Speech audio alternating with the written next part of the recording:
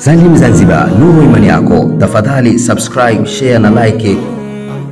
Tafadhali sikiliza mwanzo mpaka mwisho fatwa hii ili ufaidike.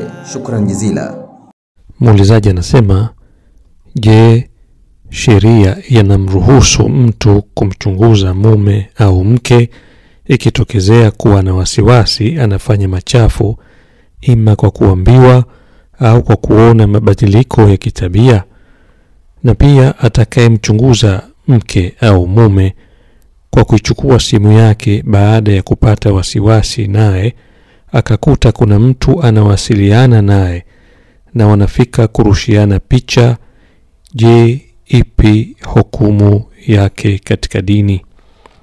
Jawabu, hairuhusiwi kisheria mume kuipekua simu ya mkewe au mke kuipekua simu ya mumewe bila ya ruhusa yake, kwa sababu kunaweza kuwa kuna maswali ambayo mume anaongea na familia yake au hata ashabu zake, rafiki zake, ambayo hataki yajulikane na mtu mwingine, na vile vile mke akiwa ana mazungumzo na jamaa zake au shoga zake ambayo hataki yajulikane na mtu mwingine. Kwa hivyo kuna siri ndani ya simu ambayo pengine hatupendelea mmoja katika wanandoa kuijua mwingine, isipokuwa kama kuna dalili na ishara kubwa ya kwamba labda mmoja wapo kati yao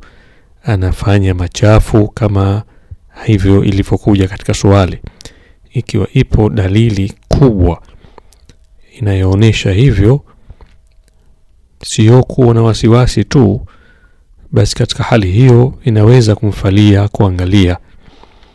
Na ikiwa imetokezea kakuta hayo ambayo yametajwa katika swali, basi maadamu hakukiri yule ambaye amekutikana ndani ya simu yake kwamba amefanya machafu, haimharamiki mwenzake kubaki naye katika ndoa, kwa sharti ampe nasaha kwamba haya hayajuzu kisheria, na kwa hivyo unapaswa utubie kwa Allah toba ya kweli na ustaghfiru, na ukate mawasiliano na mtu huyu na uachane nayo kabisa haya. Ikiwa atamsikiliza na atakubali kutubu kwa Mwenyezi Mungu na kuyaacha, basi hapana neno kubakia katika ndoa yao maadamu hakukiri kwamba amefanya machafu.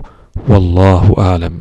Salim Zanzibar, nuru imani yako. Wajazakumullahu khair. Barakallahu fikum. Ma'a salama, ila liqa.